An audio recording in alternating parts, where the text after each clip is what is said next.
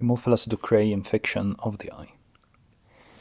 As you know, Haemophilus Ducreyi is a sexually transmitted organism, and it causes sexually transmitted disease called chancroid, or the soft chancre.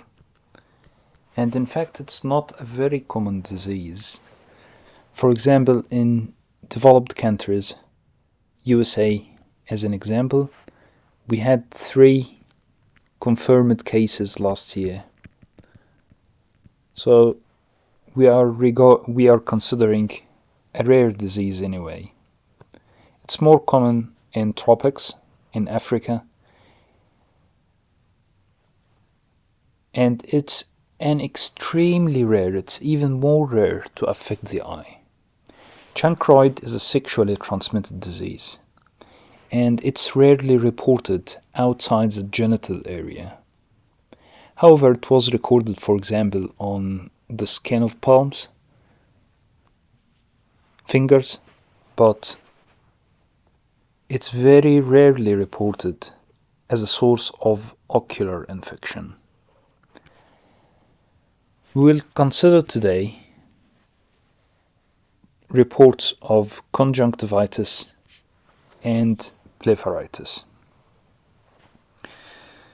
So it was reported to cause conjunctivitis with mucopurulent discharge associated with lymphadenitis, painful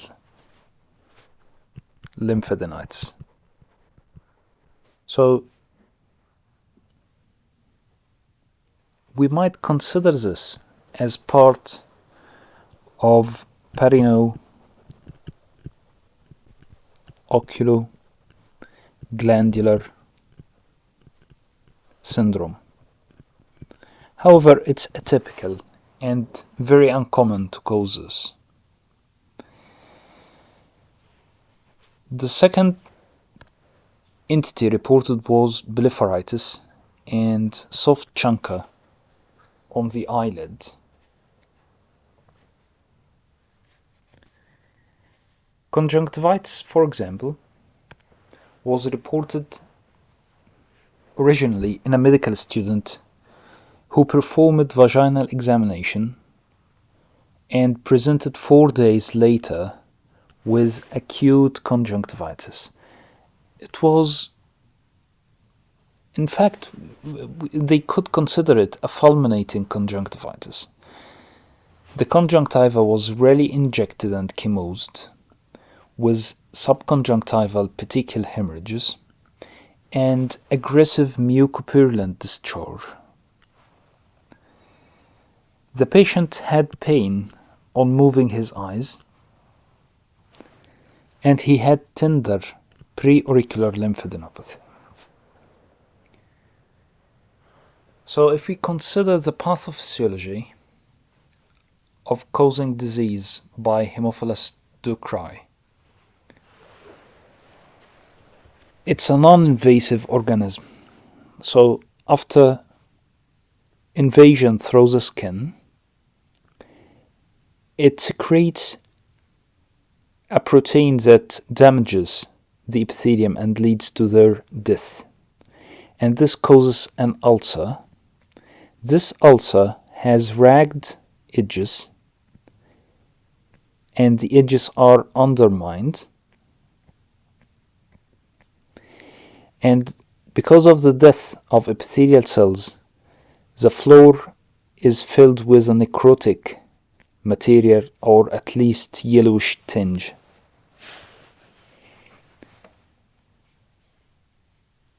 I'm pretty sure if this patient was stained with fluorescein sodium or rose bengal, he could have shown areas of ulceration on the conjunctiva.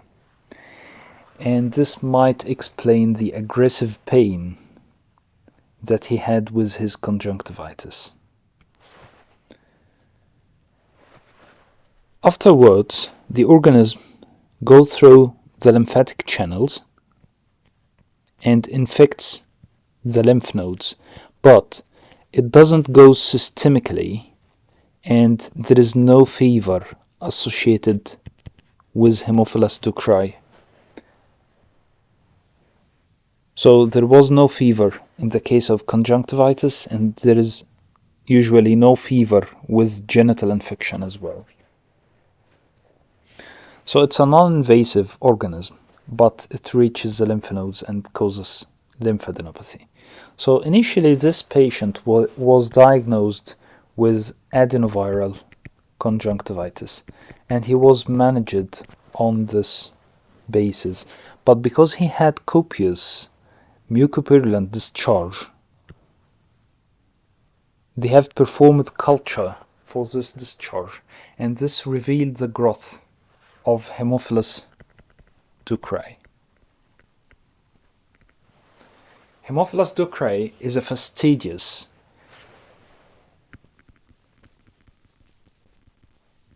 gram-negative organism.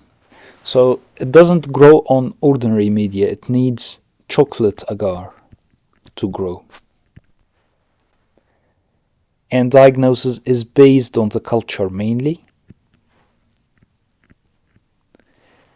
There are some serological tests to diagnose Haemophilus Ducreyi, but they are not conclusive because they can't differentiate between old and recent infection. The more recent way of diagnosing Haemophilus Ducreyi is PCR.